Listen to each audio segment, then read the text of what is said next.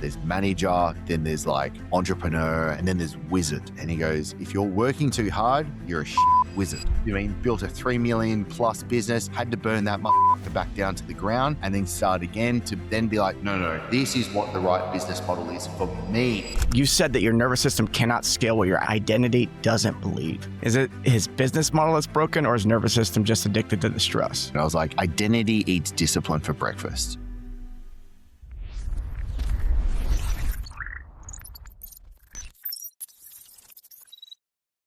We're live, baby. Welcome to the Full Stack Podcast. Mike, let's jump right in.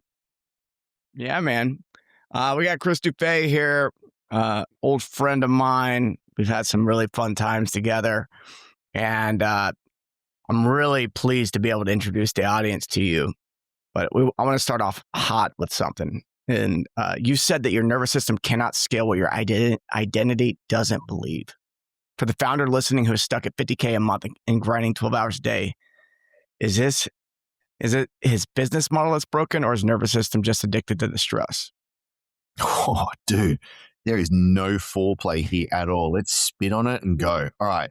So phenomenal. And this is so salient for me as well, because like for myself personally and for the people that I help and I work with. So all right, there's a few threads I want to pull on. So let's see where this takes us.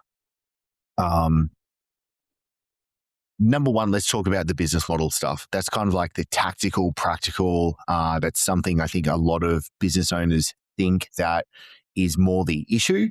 And it not necessarily is, but typically also is at the same time, right? So typically what happens, someone goes, hey, I want to build a business. I want to make more money. I want to have more freedom. They look at someone else and they go, oh, that person has more money. That person has freedom. I like what they're doing. I think they're success.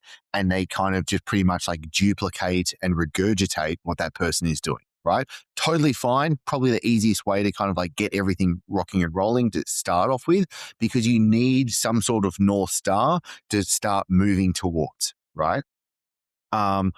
What can typically happen is you'll then start emulating and duplicating, regurgitating what someone else's business is, but that's just not going to be the right fit for you. That's not going to be the way that you're doing the work that you most love, the work that is best for how your like actual composition is, how your brain works, how your creativity works, and also might not be best for how you actually, what your clients need at the same time. And so the business model typically that I found is, and this is the mistake. I think it was yesterday. A Substack went out talking exactly about the kind of like the business model problem, right? The last coaching company that I built and I sold it because I got to a point where I fucking hated my life. Right. I was waking up every day just like absolutely being like, I don't enjoy this. Like there was such a disconnection, and it literally led to one night. I remember I just like broke down crying to my wife, being like, I can't fucking do this anymore. Right. This is like, this feels so wrong to me. Like I had outgrown the business and I had just become something, and it was my fault because I was running it under the wrong model. There was a bunch of shit that was just wrong, right? However, the silver lining of it was I was able to actually learn from the lessons and build the things to be able to build a sellable asset, like a business that could actually run without me. And obviously that led to doing 1, 2, skip a few. I sold the business. It was fantastic, really fantastic exit process. Like once I made that decision, 5 weeks later, I was actually completely out of the business, right? So like once the whole thing was done, it was like done, dusted. I was like moving on. I'm pretty thick-headed. I fucked up. I pretty much did the exact same thing again, made the wrong business second time around. Built a 3 million plus business, had to burn that motherfucker back down to the ground and then start again to then be like, no, this is what the right business model is for me, right? And so typically it's a case of, how do I earn the money that I want? How do I have the time freedom that I want? And how do I do the work that's got like the creativity, the meaning and fulfillment behind it as well? And so that's kind of like the business model stuff. There's a lot more into it, but we can leave that for now. The other side of it is like the nervous system. I can only talk from my own point of view, right? became a personal trainer at 18, doing business there, ran a personal training business in Sydney for a bunch of years, moved to Dubai, ran a fitness business in Dubai for 2 years, started online fitness coaching in 2013. The entire time was, if we can like use the archetype of the warrior, if we kind of understand that like framing, right, was I was in the warrior mode. Like I was just working as hard as I possibly can. And I literally said to mentors, I was like, just show me in which direction I need to go through and I will run through walls. Do you know what I mean? So it was sheer, it was sheer grunt work that I had to do, like me pushing the entire time to be able to make it happen, which is fantastic. And I think it's something that we should always have in our quiver, but it is typically not the energy and it's not the framing, especially like if you think of it like mindset for me is like, it is the lens in which I see the world that shapes the world around me. And so for me, it's a case of I got really good at being able to work my absolute ass off. The problem with that was I got really good at solving problems. What happens when you get really good at solving problems? You go looking for more problems, right? So you become this hammer just looking for nails, wanting to nail things. And one of the biggest problems a business owner can do is working on the wrong things. Utter stupidity is what I call that, right? And so that's where you actually have to find out, like, if we use a hunting analogy, maybe Mike, you've got to pick your shot, right? Like you've got to be able to know that's the shot that if I've got one round in the chamber, that's the shot that I'm going to take that's going to get me what I need at the end of the day. And I think business owners, number one, don't spend enough time, energy, effort to be able to get down to like, what is the thing that I need to be working on the most? And then inside of that, how am I showing up? Am I regulated as myself when I'm making those decisions? Am I being able to,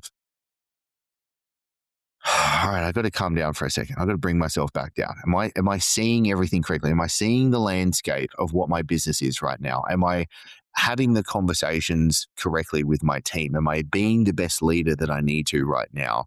And being able to what I call self-parent myself so that when things arise, because most business owners have a problem of having problems. And that's, again, being an idiot.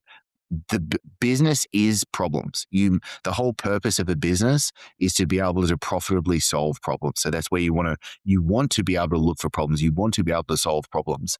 But you don't want to have a problem with having a problem, and you don't want to work on the wrong problems. And also you need to be in the right state to be able to work through those processes. And I'll leave that there for now. Yeah, that's super insightful. I was actually working on something this week where, there's the business model piece, but also like who are you inside of that business model? So that's something I've been in reflection for myself a lot is the business model is one piece, but what do I need to be fulfilling inside of that business model? What's my role inside of that? And so there's a business model that's going to work better for me, but it's also my role inside of that particular model on top of that. And, speaking to the pain of starting a business and burning it down, and that's something you and I have in common. And it's absolutely necessary for certain personalities. We had to do that to learn certain lessons, but you learn so much about yourself. And one of the things I'm like really happy about now is I work with clients, and I have a client right now who's doing really well. The problems to solve have gotten much more nuanced and small, and just watching the desire for the attention to fragment. I could solve this, and this, and we go, let's zoom out. What's the focus this quarter? What's the focus this quarter? Like what part of the business actually, what's the bottleneck that needs to be freed up? And because it's no longer I think there's something about getting out of survival. So when somebody starts profiting 40, 50K a month and they're making more than they imagined they would make, then that survival goes away and they still want to keep solving, doing everything all the time because that's what got them where they are.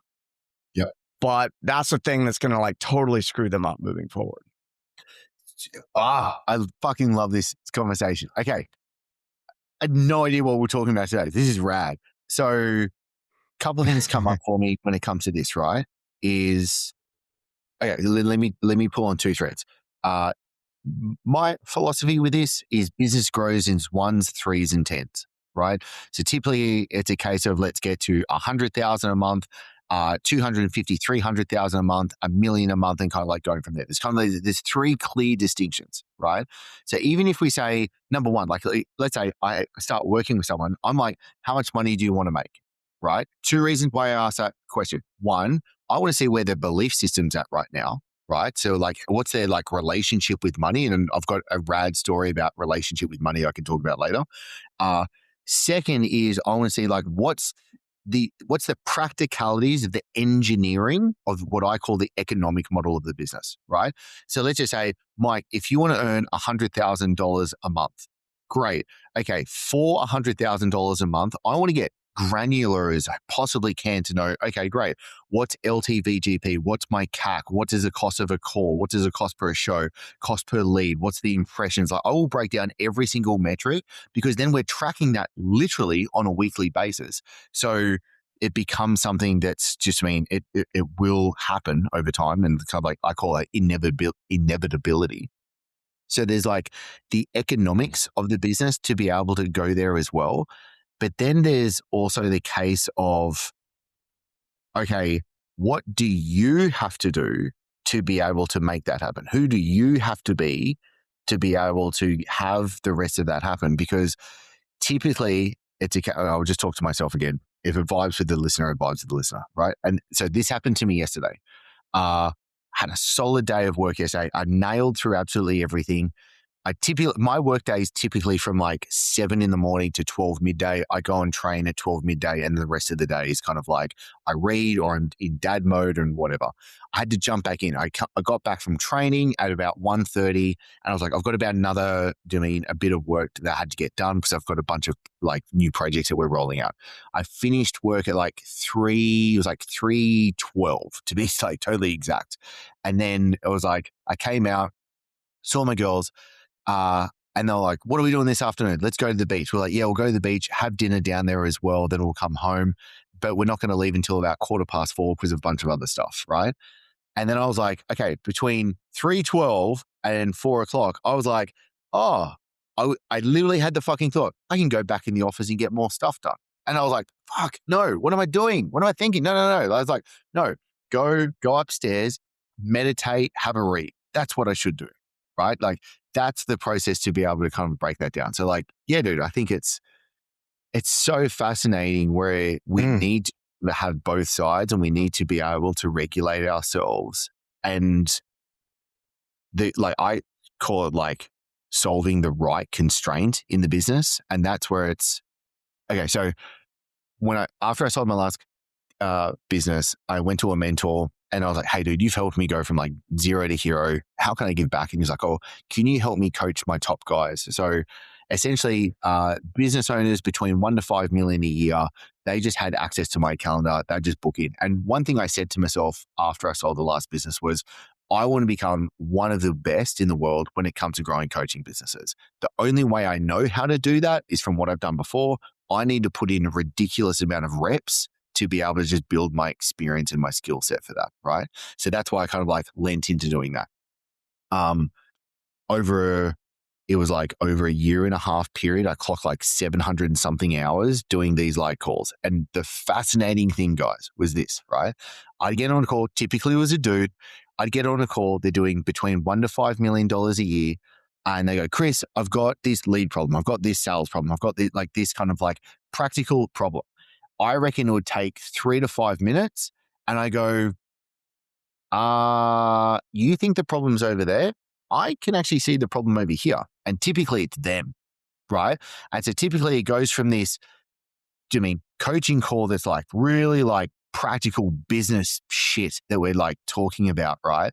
And then it's really actually talking about they've got issues with their wife. They're not happy within themselves. They're like all of these other things that were actually behind. And it was those deep rooted problems that were then like bleeding through to the rest of the business as well. And I always found that so fascinating because I kept notes of all of the calls and it just came up a ridiculous amount of times. So I love how you put up the two of the business model and the nervous system. And obviously someone who's coming to you, if they're doing $1 to $5 million a year, they should have a pretty solid business model. And it sounds like you could identify right away, okay, the nervous system side is what we need to work on. When we talk about regulation, you mentioned that before, and that impulse to go back, get more work done with the hour that's left. But you're like, no. You check yourself. You do the breath work. You do the read. For a lot of the top performers who are doing that $1 to $5 million a year, it's hard for them not to follow that impulse to go into the office and get more work done. So when it comes to regulation, perhaps you can speak from your own personal experience, your own personal routine. What does it look like, the breath work, the routine of regulating yourself to hold this 8-figure portfolio, right? What does it look like for Chris to take care of self, work the small amount that you do, and still hold the capacity in which you hold? Great question, Ted.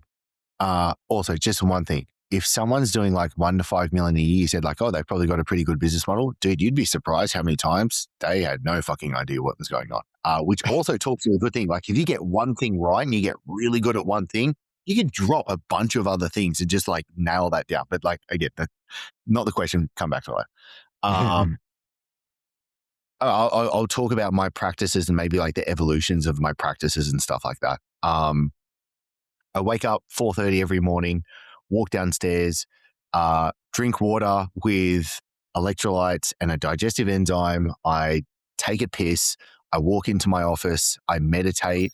The meditation that I do in the morning, it's actually like I recorded myself doing a meditation. I put like this music behind it as well. So I sit there in the morning and I think it's 16 minutes. And I'll do a 16-minute meditation, and that just kind of like frames me in my state. I then walk from my office, the chair's right behind. I come down, I sit down, I get my journal out, and I journal every single morning. Probably takes me about 10 minutes to get that done. Then I look at my day and I'm like, all right, this is the shit that I've got to get done for the day. And I immediately plow straight into it, right? So I did have like a big doing morning routine and all this kind of stuff. And I was like, nah, you know what? What I've distilled it down to right now is I pretty much meditate, journal, what am I got to get done? And I just immediately plow into the most important thing that I need to get done for that day. Because for me, I just love the feeling of it being like 5:30, 6 a.m. And I'm like, I've already crushed the day. Like I've already got some really important shit done. Like if I just took the rest of the day off, I know that I've had actually a successful, productive day in the business so far. I will typically, what's the rest of my routines? Throughout the day, if I feel like I'm getting a little bit frazzled or a little bit like off keel, I'll throw some box breathing in there where I'll just like get up, walk out. Like I'll just like, my backyard's there. So I'll just like walk into the backyard and plant my feet on the grass, do some box breathing and like, get some sunshine as well. For me, like, 11:30, 12 o'clock, I go and train, and I just love being able to like put the work down and be like, I am just fucking going to go balls to wall with my training right now. And I will just, I just get a lot out of my training. And for me, it's not the physicality of it anymore. It is the mental side of what the training is for me and how much I actually enjoy it. Then I'll come home, get a shake, naked in the backyard, and I'm in the sun for about 20, 30 minutes. And I'll just sit there drinking my shake in the nude, soaking up some sun, enjoying myself. I'll have a cold shower and then I'll go meditate again for 20 minutes. And I've been doing, actually got really into Henry Schuckman's Zen meditation app. So I've been really enjoying that. That's done something for, I've done heaps of different meditation styles from, like heaps. I went deep into like Buddhism for ages and I geeked out like hell on it. But I'll meditate for 20 minutes and then nighttime for me is very much sacred. I'm in bed by 8:30. I think last night was like 8:20. And for me, it's a case of I'll lay down, I'll replay my day in my head, and then I'll kind of like have not like affirmations, but it's very much like of like putting myself in the feeling state that I want to be in. And I'm like kind of like realigning my feeling and my energy of like, this is the state that I want to be. This is who I am. This is how I show up. And they truly trying to feel it as much as possible, especially like really trying to like open it up through my heart. And I fall asleep straight away. Yeah. There's Neville Goddard. Are you familiar with Neville Goddard? Yeah. Yeah, and he has I'm trying to remember which book it was, but in one of his books he talks about running your day when you get into bed, run your day backwards. Yes. So if you run it from the beginning of the day forward, then there's something about running it backwards. Yes. That I'm reading that as well. Tricks the mind in some way. Yes. And yeah, he's got this thing about like if you didn't show up in a way that you desired at one point, is rewrite that moment before you go to sleep. And then that way, when you hit a scenario like that in the future, there's something that you've programmed in your subconscious to operate differently. And that time falling asleep, and then the time waking up too. I find that if I do that exercise when I go to sleep, I wake up with more clarity than if I just, pass out. Yeah. No, I think the evening routine is 10 times more powerful than the morning routine. And the setting something in your subconscious before you go to sleep to let it work on what it needs to work on for when you like wake up and get straight into it, which is kind of why like I'm like meditate, journal, get straight into work, because I've already set something in my mind in the evening to then be able to go down and then get straight into it as well. Like I feel like I'm already like, it just feels like I'm already on a rolling start rather than trying to kick the engine back on. Yeah. Yeah. And you were mentioning before the 1 to 5, we're jumping around a little bit, but it caught my attention, was that 1 to 5 million, they may not have a good business model or they may not be running a great business. And every client that I work with now, I work with a lot of clients that are like wanting to get to 1 million. I have some that are above that, but a lot of them are trying to get there. It's like 6 figures trying to get to 7. And one thing I point out is, how much do you want to profit?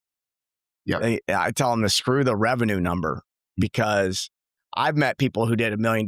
They were able to walk into the mastermind. They were able to walk into the conference. They're like, yeah, I do 7 figures, but they spent $900,000 on ads and to make 7 figures. And that doesn't feel good either.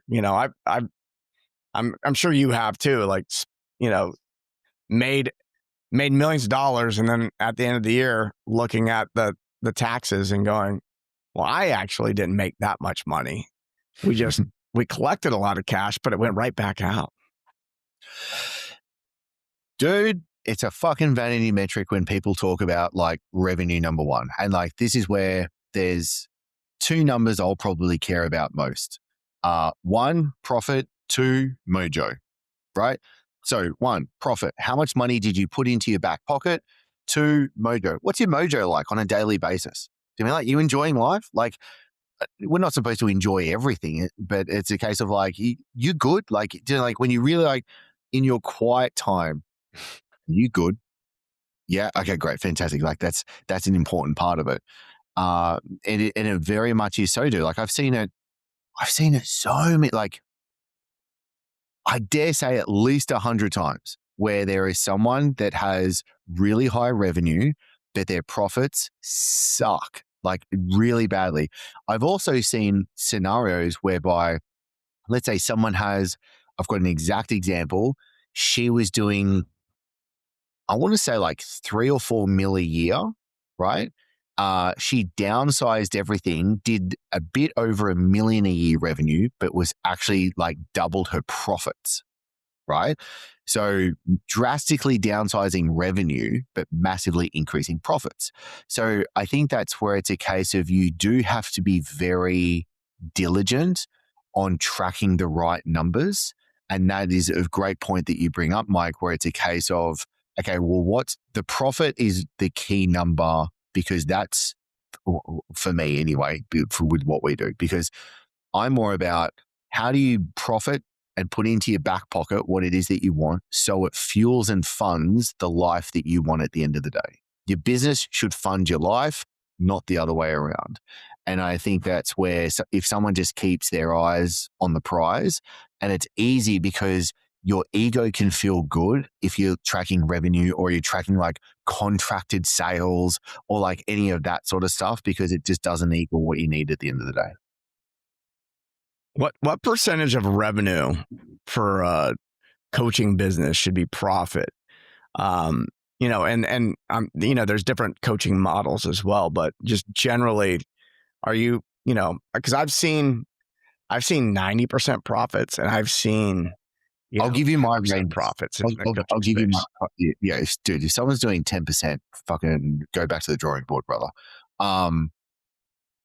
I've run coaching businesses, and for me, coaching businesses should run from like, honestly, like 60, 70% profit margins, unless they're trying to drastically scale, which is they're really trying to like, okay, I'm going to push ads and I'm going to have some key team members come on board where it overbeat, but like minimum 40 to 50%, like absolute minimum. And if someone's at that point, I know that they're pushing the throttle to really try and push to the next growth stage as well.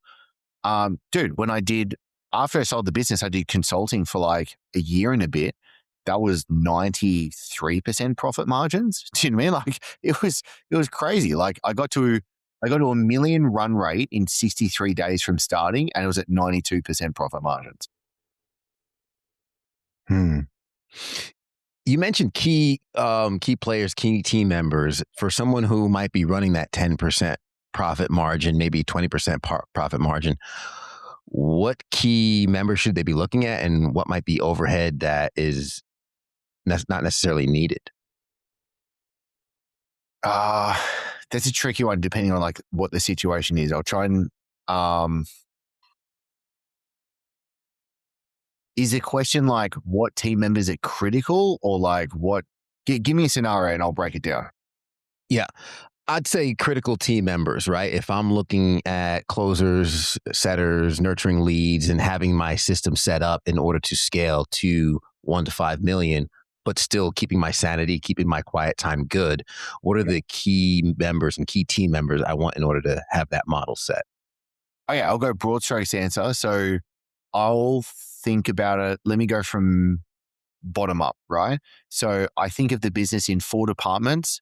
So there's like marketing, sales, delivery, operations, right? So if you go marketing, what do I need in marketing? Typically, you should be the person at that stage where like you are the one in charge of marketing. Like you need what I call Fingerspitzenspiel, which is the German word for fingertip touch, right? Like you want to have that fingertip touch. And typically when someone tries to pull away too quickly, they lose that fingertip touch and shit hits the fan, right? So marketing is typically the case of you've actually got to be the one doing it, but maybe let's say you bring in someone to help you with the content. So you've got like a content manager, like you've outsourced someone like that. You've got an editor and that sort of stuff. So that's taken care of. Sales, let's say if you are doing sales, you might have like a setter or someone holding like the first call. I typically have businesses do a 2-call close process, then a 1-call close process. So you might have someone that's like a setter SDR role, and then you're closing. If you want to get out of it, then you obviously need to bring someone in. I think that should just be a commission-based only role to get done as well. Delivery, at that stage, you probably really only need 1 or 2 people to help with delivery, where it's a case of like just making sure you've got some sort of like client success person in place and helping with like the administrative work of it. And then with operations at that level, you probably really only need one really good EA taking care of like the heavy lifting project management side of things. Maybe bringing someone that's a little bit more high level, like a good project manager, general manager that can really take it. But I call that, and I take this from Alex Schaffer that taught me a bunch of this stuff, dude. So I give props to him. And he calls that role at EA. Typically, people like to like put labels on people like, you're my COO. Dude, you've got 3 people. You don't have a COO. Do you know, like, what are you talking about? Yeah, they kind of like inflate that stuff. So for me, like a good executive assistant can do a lot of the heavy lifting in like the operations, just making sure like payments, financials, reporting, all of that stuff is taken care of. Yeah. I want to get into identity. Like what are the different identities? There's, in the beginning, it's a one man or one woman show. And then, they start making hires. And at some point you become the architect of the business. You're no longer like the player on the board, but you then elevate and go, I'm actually creating this board here, this board game. Yep. What are the different identity shifts that you've had to experience in yourself and you see others? This is the best part of the conversation. Do you know who Derek Sivers is? No. No? Okay. He's an amazing dude. Written some really good books. I just had some messages with him this morning, and so it's sailing on my mind right now. So with the identity stuff. And so when someone gets started, you're the one-man band, right? You're wearing all the hats. You're doing absolutely everything that you need to.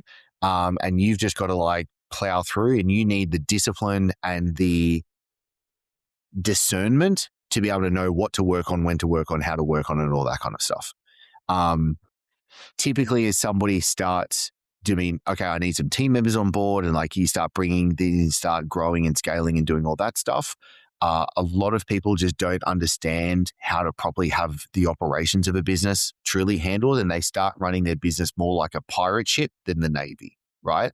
And that's where, like, if I come in to help someone and it's like a pirate ship, it's just like there's shit everywhere, people are running around, no one knows what's going on. Typically, it's a case of the business owner is telling people what to do. They go do a task. They come back to it. What do I do now? Do you know what I mean? So there's not like ownership of it. So for me, like some people see that like my systems are that, and they go, "What the hell is going on?" Like it is the Navy, right? It is systemized. There is SOPs for everything. Every team member has KPIs. The reporting is done like crisply because data is so important for it. But also it's important because if a KPI is gone astray, I know whose throat I put my boot goes on whose throat, right? Because I'm like, hey, this is yours. You have ownership over this. What's happening? And don't come to me. Like, I'm not paying you just to be a button clicker. I want you to be like, hey, this is the problem that's coming up right now. Help me be able to solve it. This is what I've thought through. This is what I've come to thus far. And then we can have a collaborative working to be able to get that solved as well. So like we're working together. So there's ownership inside of it as well. From an identity standpoint, I very much like the word architect. Like I see myself as like an architect operator. I reckon 80% of the time I have to be the architect, 40,000 foot view looking down, 20% of the time operator. I need to be in the trenches, in the weeds, actually getting stuff done, making sure that I've got like a good feeling and touch of everything as well. I had a friend say this a little while ago. And so he was like, there's levels of like consciousness to like business. There's like employee, there's manager, do you know what I mean? And there's like business owner, then there's like entrepreneur, and then there's like investor, and then there's wizard, right? And he goes, if you're working too hard, you're a shit wizard. And essentially it was a case of like, there is an element where you need to be able to not be forcing everything with such just determination and grit and blood and sweat, and you need to be able to have things flow a little bit more easily. And that's one of the biggest lessons I have learned, which was if I'm having to grind really, really hard I'm actually doing the wrong thing. It's either I'm going in the wrong direction. There's something out of misalignment. And when I've been able to truly sit back and allow it to unfold the way that it needs to unfold, and I don't have to have such an iron-like grip on it, holy shit, things have become so much better. And even my ability, this was a huge learning lesson for me.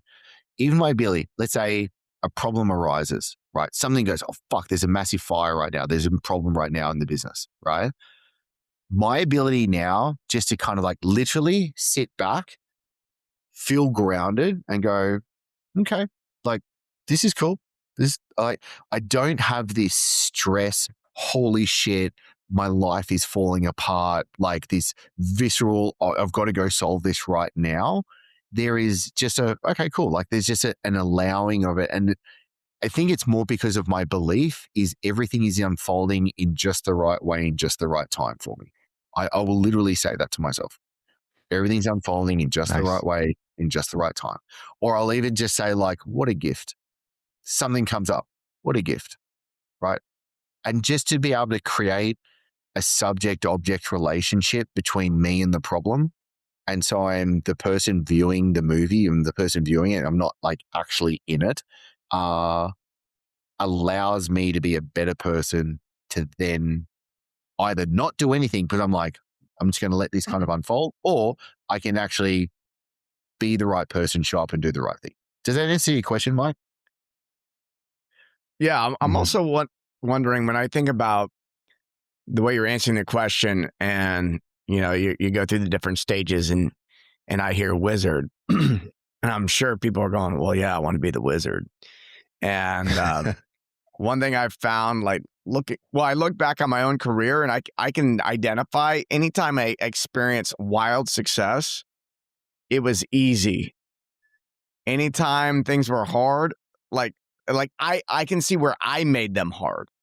And when I took my hand off the wheel a bit, and I chilled, and I trusted the team and really stayed inside of my zone of genius, things were easy and the most profitable and all that.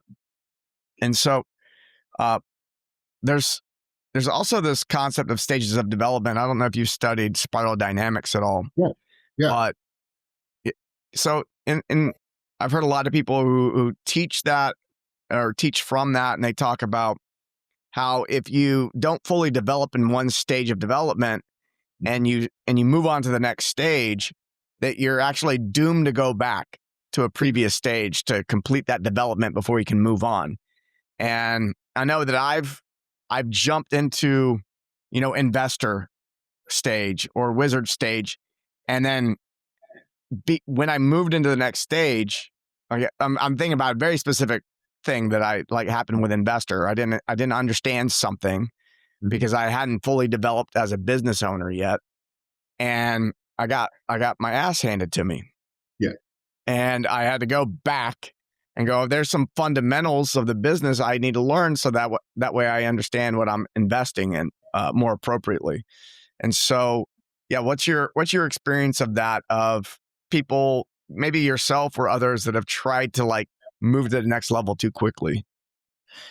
Yeah, it's a great point. So the way I think about it and talk with clients with this is hey, think of a label that's on your shirt, right? What label are you wearing right now? So I used to wear personal trainer, right? Then there was online coach. And there's what label would you put on yourself right now? And just to play, if you took that label off, what would you like to replace that with? What's the label that you would like to play with? And the way that I kind of think about it is what's the game that you want to play? What game are you wanting to play right now? And then the best way to win a game is to know the game that you're actually playing, number one, and then to be able to know what are the rules of the game and how you want to do it. Because there's a lot of the time we suffer because we're playing a game for too long that we shouldn't be playing, and I should actually pick my ball up and go somewhere else, right? And so I think it's a case of, if I'm looking at who do I need to be right now,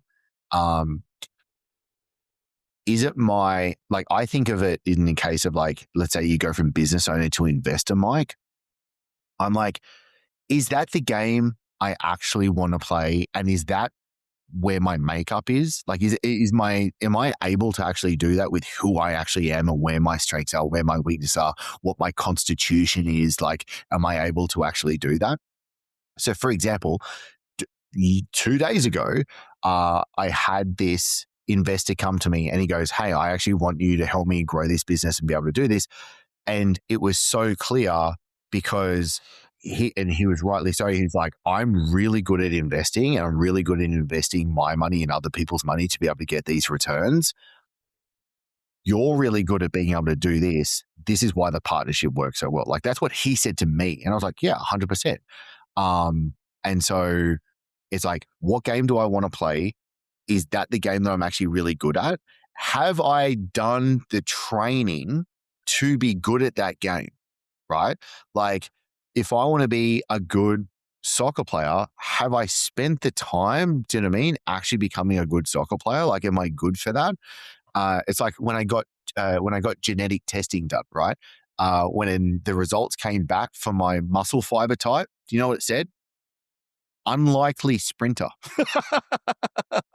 So, you know, like, so think about it. Like, my makeup, my genetic makeup, right? I'm not a good sprinter. Like, so that's just so if I was like, oh, I want to be a sprinter, nah, that's just not you. And I think that's having an understanding and like having to do like the work and reflecting back and be like, well, what do I enjoy and what am I good at? And where does that cross over? Because I think one time it could be like, maybe it's just a case of you're not supposed to be an investor, right? And maybe it's a case of you play a different game around that at the same time. And then if I could be honest, I think it just comes down to like, have you done the work to be good at what you're actually doing as well? Do you know what I mean? Like, I'm getting a lot more into property investing right now. I know I have not done the work, the reps to be good at that now, right? I therefore need to put the time, energy, effort, money, resources into becoming good at that so that I can then play that game at the high level that I want to play it. Yeah, I want to kind of double tap a little bit with identity. Sorry to jump in, Mike, but I feel like this is relevant to something you've said before about for anybody reshaping themselves, their identity, there's things they have to let go. And I'm sure you've heard before, the old you has to die in order for the new you to live, right? And I've seen you've said that there's 3 deaths of a man. Speak a little bit on that, into that evolution of some of the things we need to let go of as we elevate ourselves into that person who can then take that name tag off and step into the shoes of eventually that wizard. Okay, amazing. So there's actually a really good book called,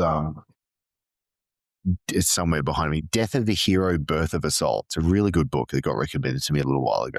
Mm-hmm. I believe as like a part of our personal evolutions, like we become different people. And like, even in my marriage, right? I've become a different person. My wife has become a different person. So therefore, like, the relationship has become so different.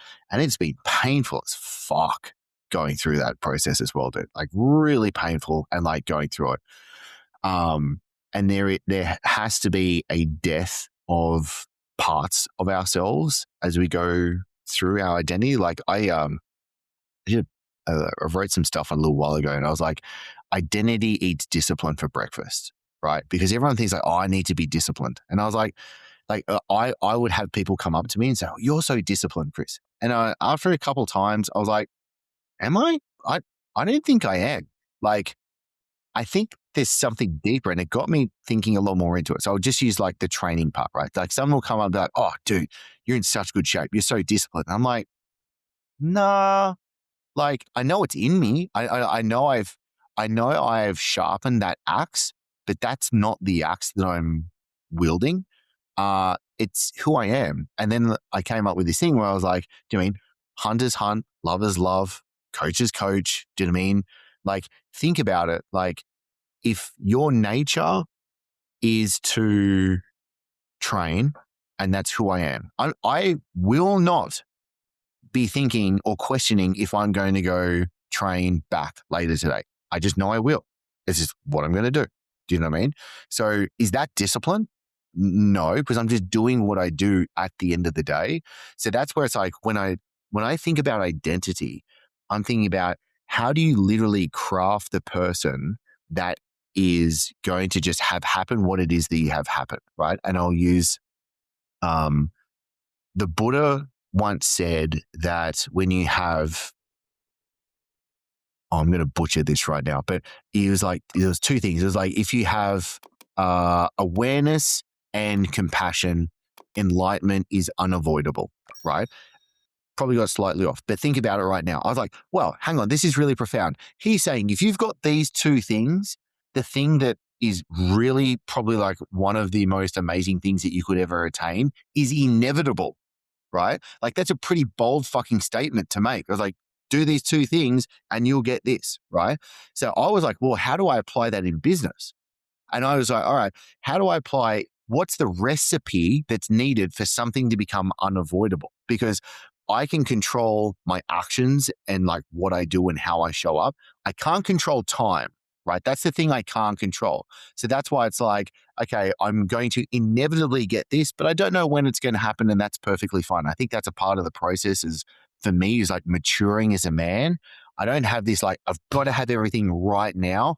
And there's this relaxing back of like, it'll come. And there's a certain level of certainty, right? And so for me, certainty is knowing that everything is unfolding at the right time in the right way for me. And that's just how it'll be. I know I'm going to get there. I know I'm going to get there. Like have what it is that I want to have. And I'll literally write in my journal as well. I will achieve what I want to achieve because it's just who I am. It's just what I do. That's the belief that I have ingrained in myself. That is now a part of my identity. And so for me, it was like, who is it that you have to be in your fucking DNA, in your cells with how you show up so that what you need to do just happens as an unfolding of nature. And then that's what happens. Yeah, I've taken on the perspective over time of if the external reality isn't reflecting what it is I'm desiring in the moment, like what inside of me still has to shift. Mm-hmm. And that's something that's, we're not taught how to do that. No. You know, everything that we're raised to do had to do with trying to shape the external environment to create more comfort or desire for ourselves. And I think it's really powerful for people to develop their will on the external environment. But the pro move is turning that ability to focus your will internally on that new identity. How do you deal with doubt when you're programming identity?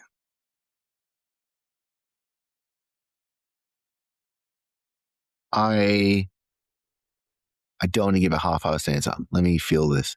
Doubt.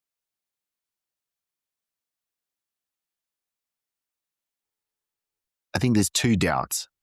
There's the doubt of I'm overanalyzing, I'm questioning things. Oh my God, is this actually going to happen? And it starts to feel into more of a victim energy, right? So there's the doubt of like, oh, I'm not too sure. Then there is the doubt that is of the healthy, correct way, where it's like, okay, where does this lead me? Am I doubtful because I haven't done the reps? I haven't done the work? Do you know what I mean? Like, let's say I'm doubtful if I'm going to go speak on stage and I'm feeling, oh God, am I going to do a good job? Well, is it because you've just got this, do you know what I mean, victimhood kind of coming up of like, oh, do you know what I mean? I'm not sure if this is going to work out. Or is it, no, I'm having doubt whether I'm going to speak well on stage. Have I done the reps? Have I practiced enough? Have I gone through and stood up and have I spoken this speech 50 times? Am I talking on a topic that I actually should be talking about? I'm not talking through my ass on something else because you can smell that from a mile away as well. So I think from a doubt point of view, I've become much better the lower version because I've gotten clear on who I want to be, how I want to show up, in which direction I want to move towards, and what I need to do to be able to get there. And then I feel like there is,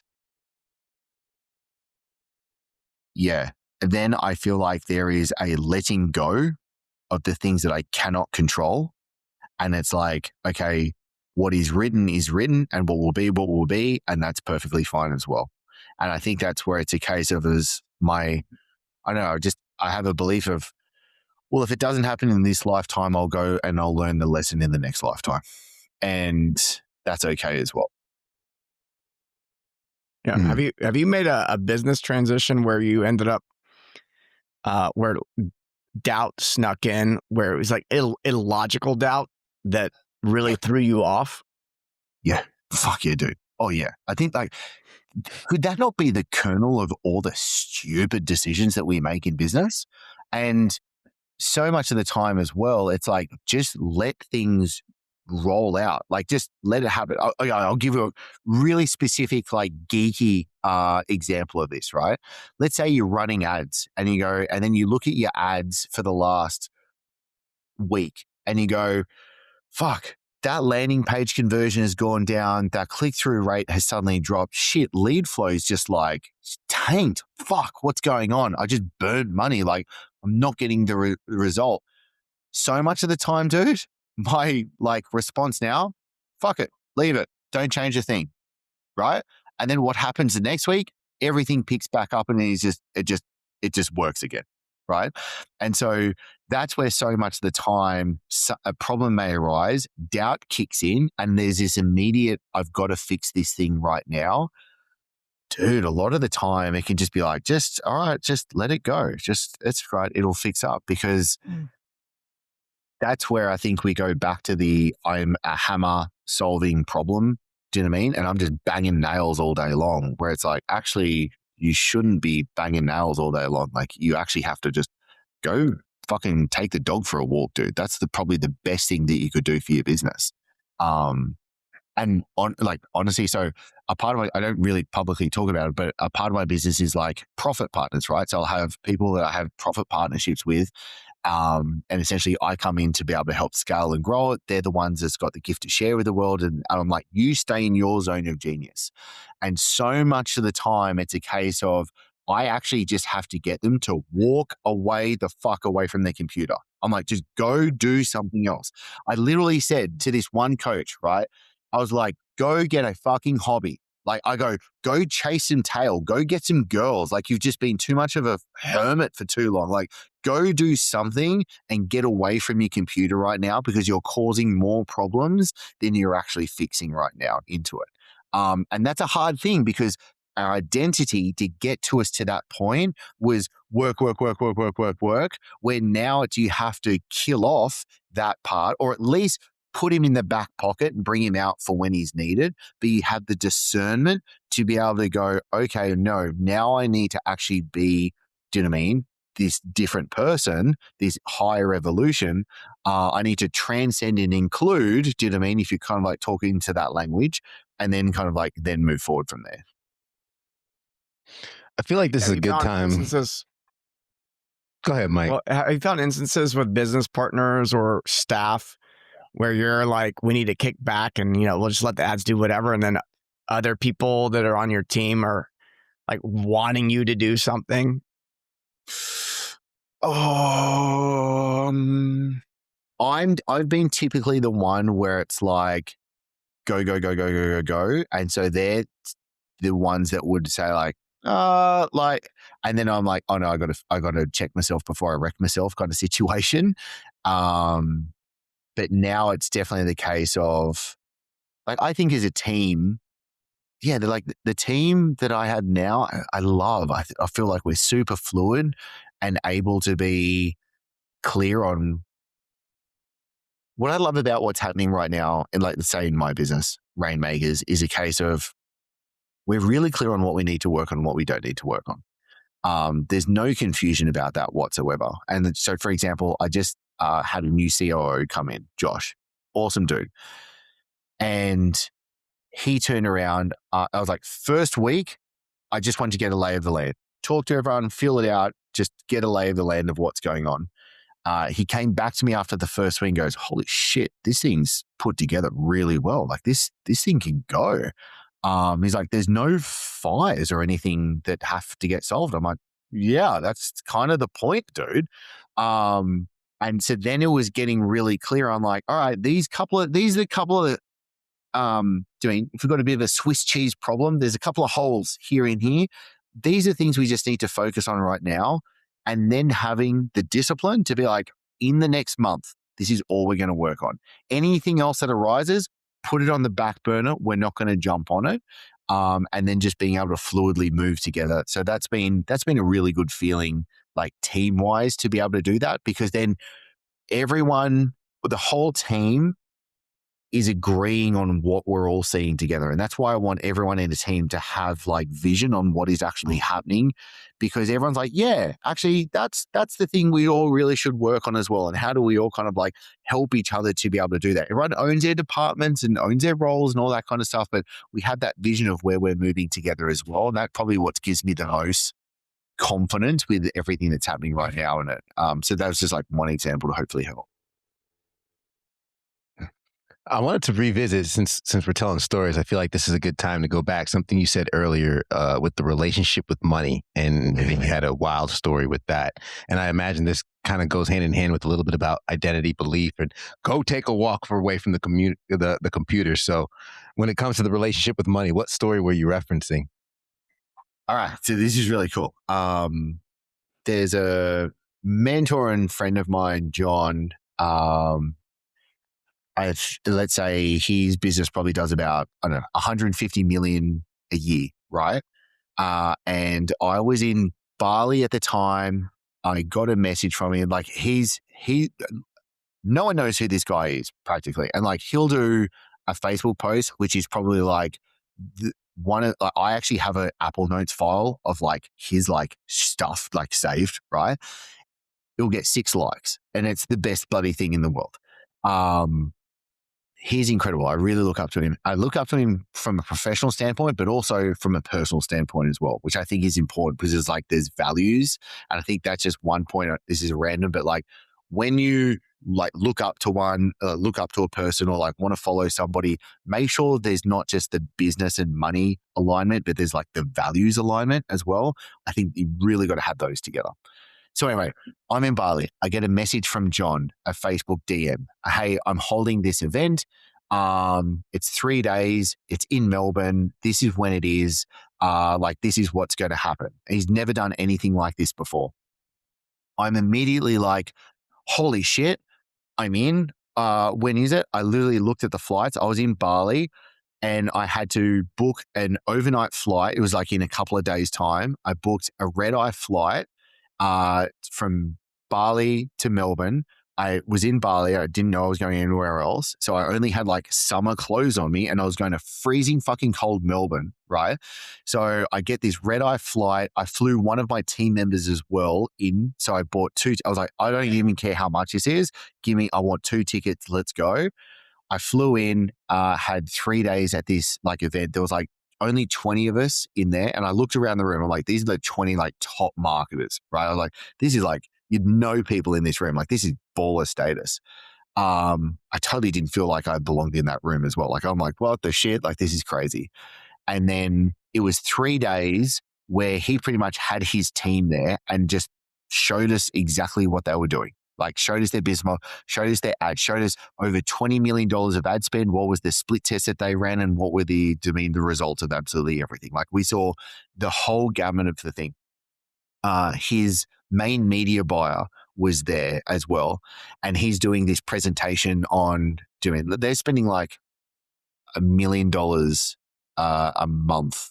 No, they're doing $1 million a week, in Facebook ads, right? And this media buyer is talking about their strategies and how everything's happening. And then this one guy asked a question, and his question essentially was, how the hell do you ramp up to that level of ad spend without like just shitting your pants every single day, right? Like spending so much money in ads. How do you do that? Vaughn turns around, looks at him, and just goes, work on yourself. And it was the best answer I've ever heard. Like, I'm over in the corner, thigh slapping, laughing, being like, oh my God, that's the best answer because it's the most truthful answer in the world, right? And so, like, that was hilarious. And then John comes up and starts talking about it because it's his credit card on the line, dude, with like what's going out. And he gets up and essentially he was like, yeah, I just send money out and it comes back. And then I send money out and it comes back. And out of the entire experience, and it was the best mastermind business program thing I've ever went to, right? Out of the entire experience, that was the best lesson that I took out of it. Seeing someone so embodied and just such a healthy relationship with money. And it was just like that truly changed me, like seeing that in person and feeling that, because for him to have such a healthy relationship with money and like what money is, and yeah, like don't hold on to it, like send it out, let it grow, let it do it to this thing. It's his energy coming about, work with that energy.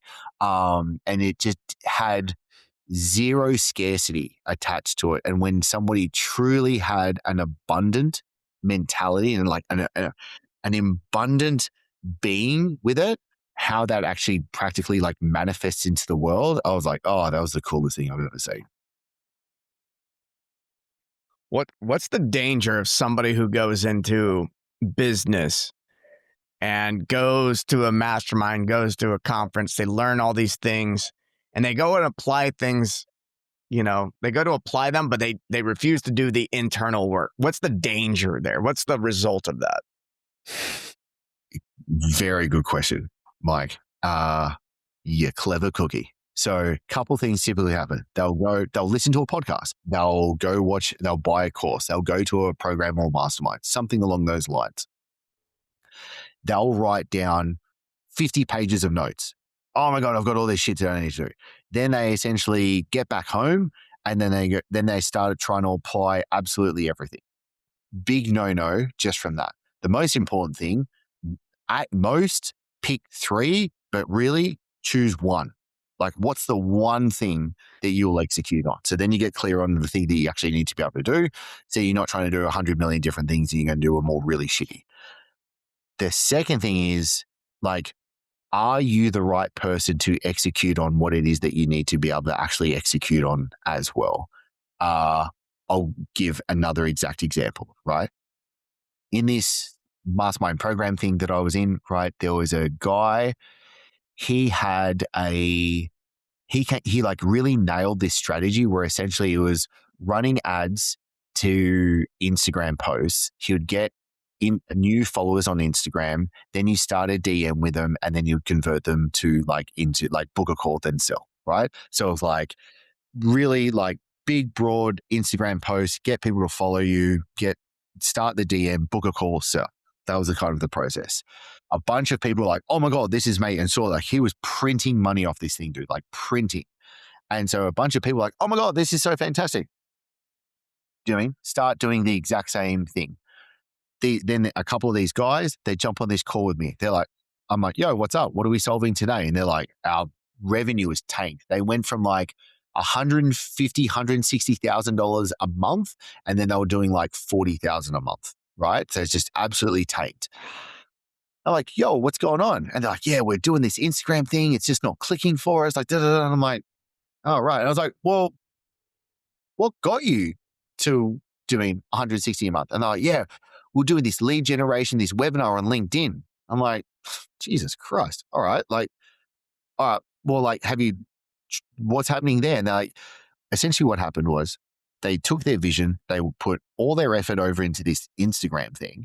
They completely let go of the thing that was actually working. Then when they went back to the thing, when they went back to do the LinkedIn lead generation, it didn't work. It tanked. The business tanked, dude, right? That business no longer exists. It's not there anymore, right? And so that's where it's a case of like the identity is like running off and going and doing something that you shouldn't be doing in the first place, because you might not be the person that is able to execute on what it is that's needed to be done. right? And so, for example, I've got this one guy in mind, friend and mentor of mine. Heaps of people try and copy his stuff and copy what he does and everything like that. But he's world class at what he does. And like his jazz hands are just, no one can beat him, right? Like he's a category of one when it comes to it. So when someone tries to copy his shit, like, dude, you're not going to become second. You are ninth place behind. You're getting lapped. Do you know what I mean? Like you're not even in the ballpark of what's going on. And so I think that's where it's a case of you've got to know what your je ne sais quoi is for what you need to be doing in business. And that's the personal development side of things. That's the being able to have the reflection. Like, do you mean like running a business is just a really good vehicle for personal development? That's basically what it is, dude. Do you mean like we need to evolve ourselves? Like I will say, the biggest constraint in a person's business is them being the business owner. Like you're always the constraint of who it is and who you are. I'll put myself on the fire because it's the way it should be. I, for so long, was kind of like the dude behind the scenes. So I wasn't like pushing content out. I wasn't really sharing the stuff. I wasn't like getting myself out there. And then I had a team member call me out on it and be like, dude, what the fuck? Like you're in the shadows. And I kind of prided myself on that. And that was the wrong story, dude. I was being delusional to myself. I was bullshitting myself. And I go, fuck. Yeah, I am actually. I've got to pull my finger out of my ass and I need to do this properly. I need to probably go out and actually share this shit and be able to do what I need to do. Because the business that I want to grow needs that to happen for it. And so that was where I was screwing myself over. Yeah. What's the coolest thing you're doing? Go ahead, Ted. I was just going to say just a quick delineation on the money-making machine and meaning-making machine, right? We're talking about the danger of replicating someone else's model, someone else's approach, but being true to ourselves, it's something that could actually work if we are the person that could execute it. So expand on that a little bit and then we can change the subject. Yeah, dude, you've done your fucking homework. This is grand. All right, yeah. So concept that I came up with, and so, sorry, why I brought up Derek Sivers was, anyway, I flew to New Zealand and spent 3 days with him. And it was just like the best thing in the entire world. Like he was the guy that I literally looked up to the most in the world. And I was like, if there was ever one person I could spend time with and get to jam out with, it would be this guy. And then the universe does miraculous things. Sparked up a friendship and it's been great. Got to hang out with him. And there was this one time, flew over to New Zealand, spent 3 days with him. We recorded 7 hours of podcasting together.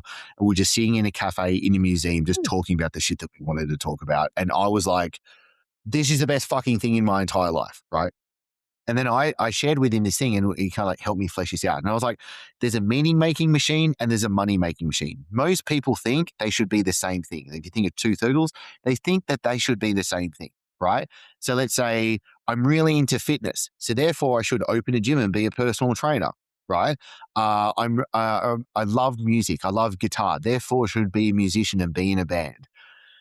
Actually, no, that is incorrect thinking. Maybe you can keep those things separate. So they could be two completely separate things, right? So where I get meaning and where I make money can be completely different things, or they can slightly overlap. Do you mean they can kiss, they can touch, and there can be a little bit of a relationship with it, or they can be complete overlap. That's the one thing. The one thing that I get complete meaning out of is my money making. And I actually think that's really stupid. I don't think that works. I think that only works for a very small percentage of people, if I could be honest as well. Because I think in the business world, we get too much of our identity wrapped up with the success of our business. And that's a scary, scary thing. Because that can go down a really dark place as well. And so for me, just thinking about where do I get meaning from and how do I make money? And where do these systems fit and how do I do this and how do I play around with this? And in this chapter of my life, how do I want this to be? Knowing that there will be a next chapter of life and I give myself the allowance to then be able to re-question it, re-change, and then move on from there as well. Because I think too many people get locked in and go, oh, I've just got to do this for the rest of my life. No, you do not have to do that for your life. It's stupid. Don't think that. Give yourself, some leeway to be able to make changes. So Ted, hopefully that nails down to what you're asking. Perfectly. Yeah. I found people who, I've been in this camp before where like every penny needs to come from something to like where I get meaning in some way. And I know some people like this. And what I noticed with those people, most of them didn't get to enjoy any success until much later in life. Mm-hmm. It took 20 years of being broke before they're like Paul Chek is an example of this. Like he's like one of the top health guys on the planet, but he didn't really have a business that provided for him until he was in his 50s. Mm. And he slept in his car and things like this leading up to that. And so a lot of times I've talked to a lot of people and they want to, they want to have like their thing. And I go, well, you can either do it like he did it and just accept that it's not going to work out very well for you for a long period of time. And it may never. I mean, how many of the greatest artists on the planet never saw their success? The best authors, the best artists, someone's painting is selling for tens of millions of dollars, but they were barely making any money themselves their whole life. And so I think there's a lot of wisdom in what you're sharing there. Well, like one thing I say to that is true freedom is downstream from financial freedom. And I think it is better in these days where if you are able to create financial freedom, and we can define that in some different ways, it is actually more effective and easier to then create true freedom for yourself, right? And so the way that I see it is, let's say, like to me, financial freedom is my passive income is 200% of what my living expenses are, right? So I'm like, hey, I've got financial freedom. I know that I don't have to actually work for money. And it's also very interesting to me. This was very interesting to me was when I was so focused on money. So both of my parents were 17 when I was born. So I grew up in a family where we did not have a lot of money. I saw my dad having to have a second job, but I tell you what, they loved me. They did such a fucking great job and I love my parents to death and they did so much for me. But I definitely grew up with the belief of money is the thing that solves problems, right? And so I was very driven to be able to make that happen. And so then it was a case of, well, money solves money problems. But also it's a case of who do you have to develop yourself into to be able to to create financial freedom, and then being able to then have the ability to go, all right, you know what? Like I now am not in this like scarce, holy shit, am I living paycheck to paycheck? If something goes wrong, I'm screwed. Like once you're out of that and then you're able to operate from the standpoint of, you know what? I just want to do the most good in the world. It's amazing when you're able to transfer into that energy, how money then flows as well. So there's a funny paradigm shift that happens with that. And like Check's a fantastic example. Like I've been to his house 3 times now. Like we've recorded 2 podcasts together. I did his stone stacking workshop the first time as well. And like, what an amazing dude. Like so when I started as a personal trainer when I was 18, someone handed me How to Eat, Move and Be Healthy, which is somewhere behind me right now. And then being able to hang out with Paul a few times and just like have that one-on-one time, like actually talking about life and like the shit was incredible. And it's like, it was also a case of like, wow, with his journey, it was a case of, it wasn't like I created this massive financial success from the get-go. It's like, no, he had to grind like hard. And it doesn't have to be that way. It just doesn't. Yeah. Hard and for a long time. Yeah. Yeah. The How to Eat, Move and Be Healthy. Every time anyone's ever asked me anyone who's a coach, they're like, what should I read next? And I ask them if they've read that and they said no. I go, that's the one. That's going to fill so many gaps for a coach. And it's like, and I mean, we're both very familiar with the book. It's like so basic. Yeah. But it's stuff that I didn't know until I picked it up, and I go, oh, this like fills in all these gaps that I had from, all the strength and conditioning information I had.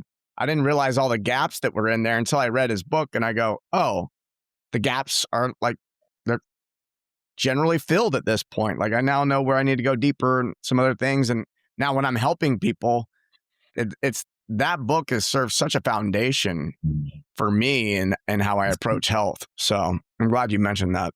Yeah, that's cool. That's really cool. Yeah. So, I want to know. You go. I want to know, how are you using AI right now? Like what's the coolest thing?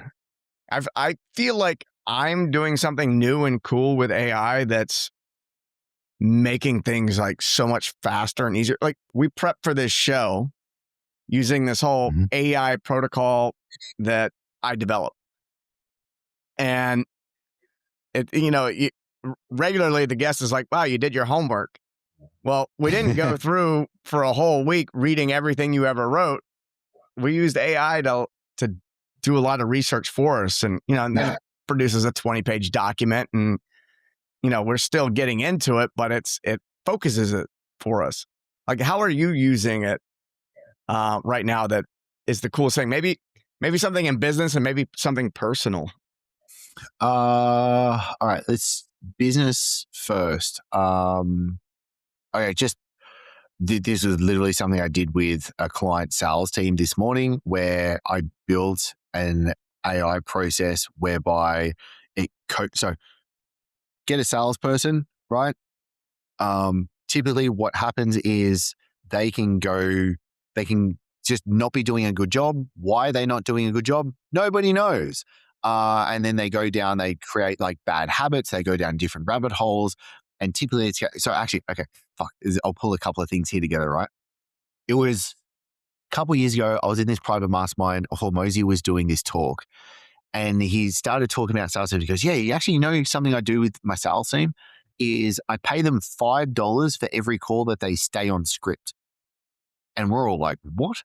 And he goes, yeah, I pay them $5 if they stay on script. And guess what? The script means they actually close, but they're more incentivized. They more want like, oh, give me the $5, right? Which is fucking absurd, but it's just like the way that it is.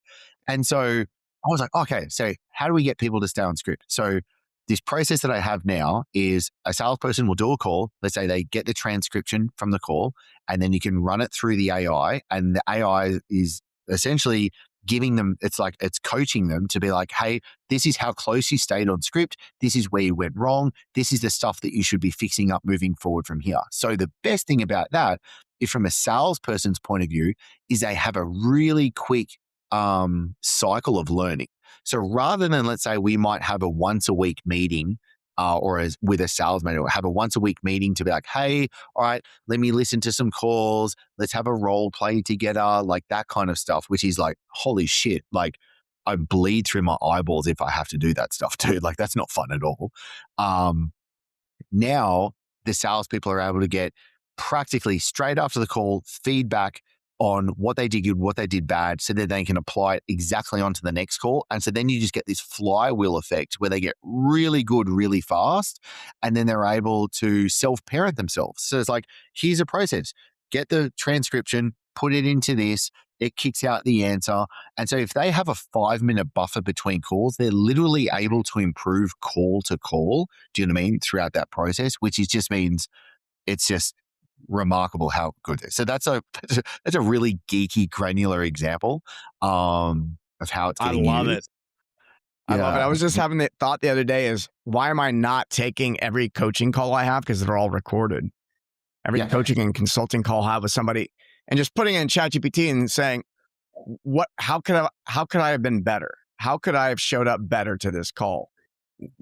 Was I applying pressure inappropriately? Was there somewhere I could have applied pressure, or was there something that I could have redirected? Yeah. And because I personally reflect, I'll go for a walk after every call and reflect on, how I did. But to get, a machine, get something written is a bit different. I'll give 3 other examples business wise, and then I'll figure a personal one out. Another one for business is I'm a part of I co-run a IV clinic and blood testing lab in Bali. And so the sales process there is people will send a WhatsApp inquiry, and then the team does the finger jamming to then obviously sell them into get the IV and all that kind of good stuff, right? I have set up a process whereby at the end of every week we get all of the WhatsApps in, run it through AI, and then it gives them feedback of like, hey, here's what's going on with like speed to lead. How fast are they getting back to the leads? Where are they going wrong? Are they sticking to the SOP? Like all of that kind of stuff. So then I can immediately give that back to the team and be like, yo, the fuck, you're taking too long to get back to everyone. Like, you got to be quicker. Or like, actually, this is what's happening. Actually, you know what? Let's change the script because we can see here, this is where people are dropping off. So then you're able to make those adjustments. Second one is like, I record every single coaching call, just like what you were saying before.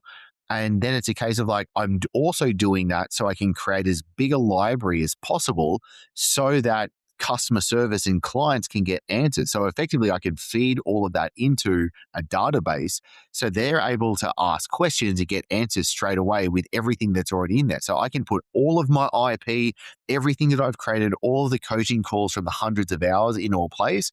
So they're obviously able to get answers like instantaneously. There was one more. What was the third one?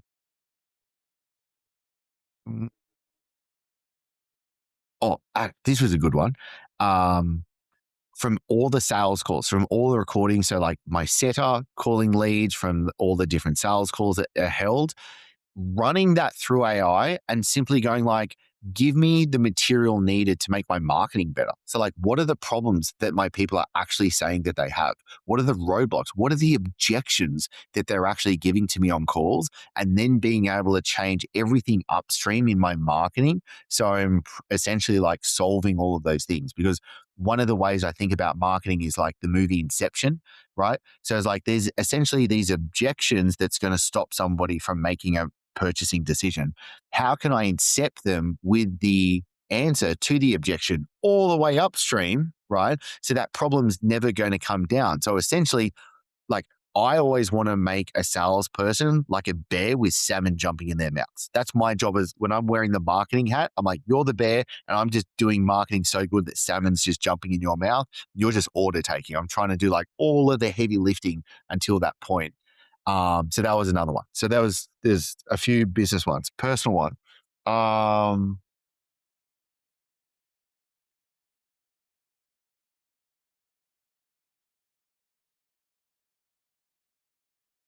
don't know. I feel like I've been doing a ton of different stuff. Actually,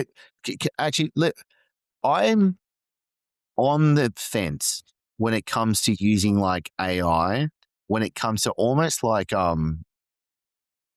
therapy, like, if you know what I mean, where I'm like, I like asking it questions and kind of like getting deep into that. I think one, especially with ChatGPT, is one specific LLM, because it just wants to blow smoke up your ass the entire time, and it can help. It'll take you down rabbit holes. Like, and I did a post a while ago, and I was like, I can tell when a business owner gets on a call with me and they use ChatGPT too much because they're fucking dumber, right? And I'm like, oh, you've just been led down this rabbit hole.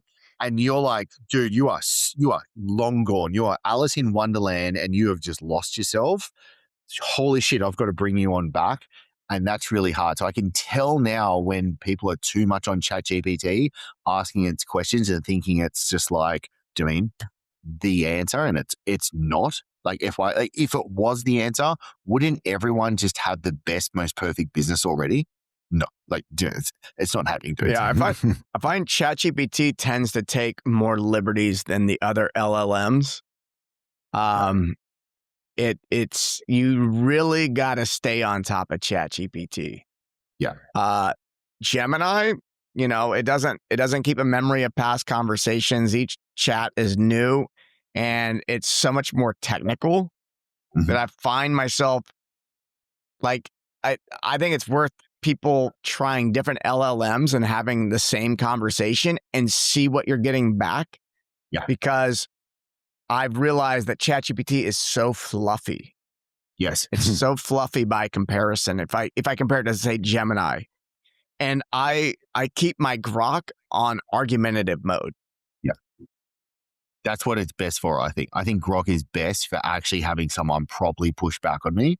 And that's where, like, I'll open 4 browsers and I'll go Claude, ChatGPT, Gemini, and Grok and be like, ask the same thing and then see what's going on there. Like, and it would be great for someone to have a solution to kind of like bring them all together, but then you've still got like one bias coming through anyway.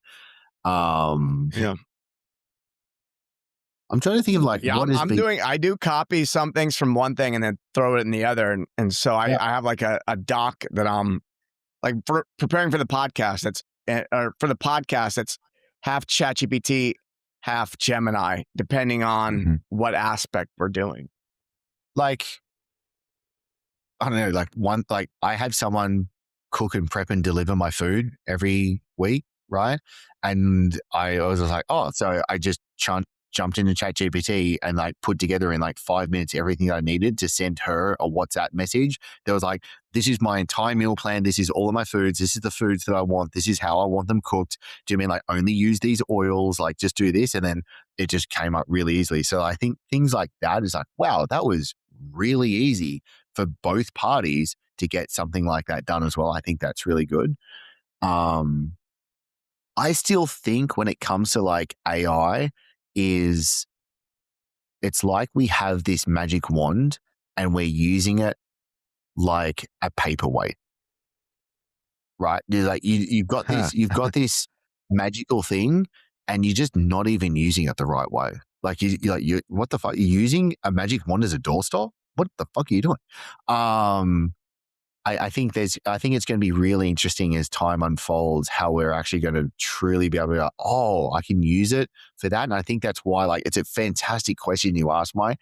And I think this would be really cool if there was more open discussions as to like, hey, how are you using it? What's happening? Like, and being able to like build on top of each other when it comes to those processes as well. Because I think, is there anywhere? Sorry, you go, Ted. Is there anywhere in your life or any realm you don't or you refuse to use AI in? Is there like a certain boundary? Relationship advice? I don't think I want. I haven't gone there with it. I've gotten relationship advice from it just as an experiment, and it's not good. It's like pop psychology stuff, and I'm past that.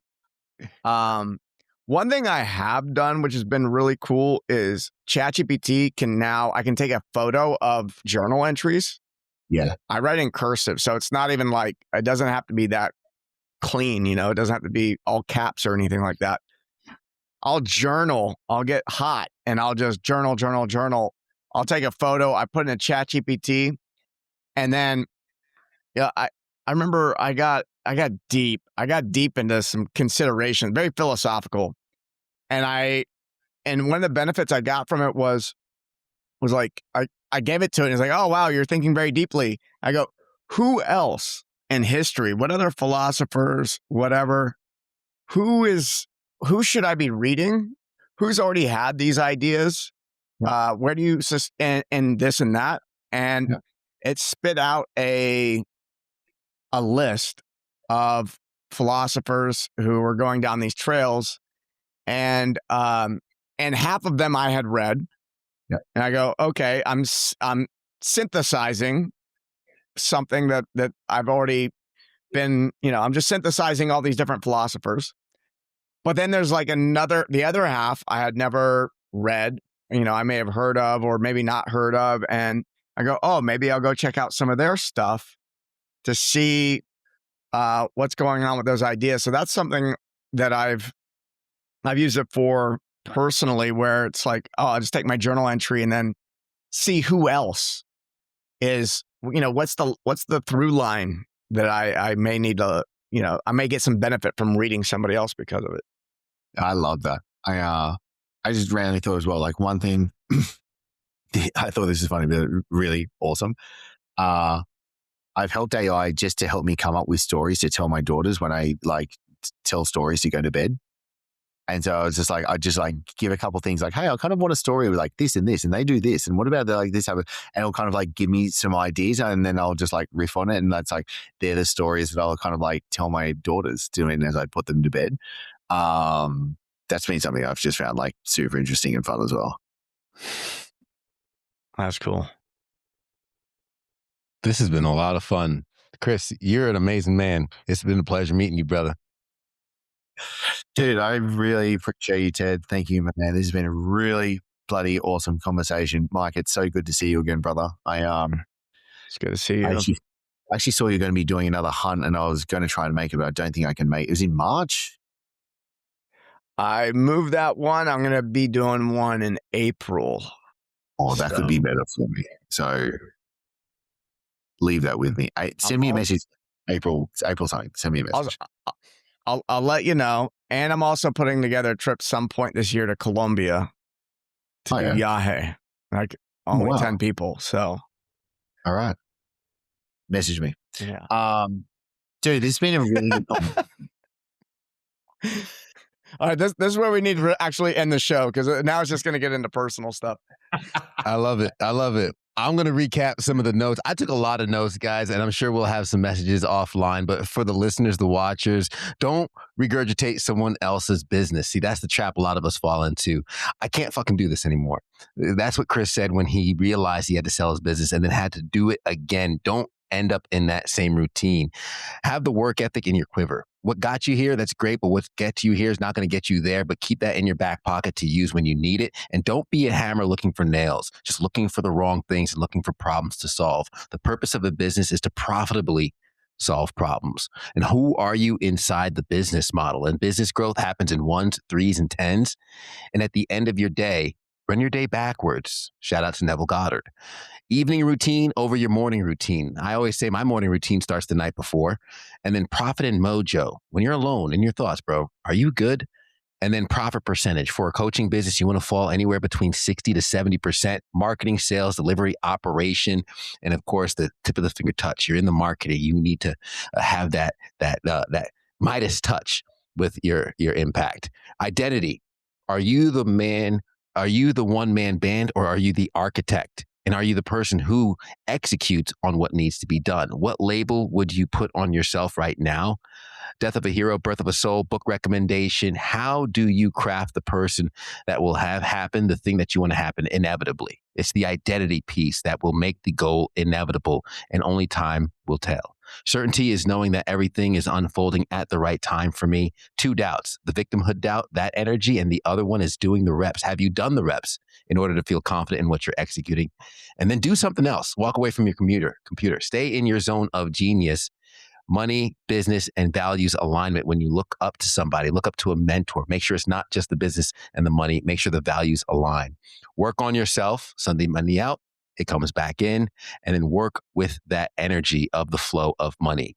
What do you need to execute on, and are you the person to execute on it? And where do I get meaning from versus how do I make money? And then last but not least, the how to eat, move, and be healthy book recommendation. Just some of the notes from this full stack episode. Be sure to check out all of our others by hitting that subscribe button. That's Mike. That's Chris. I'm Ted. Appreciate you guys. We'll catch you on the next one.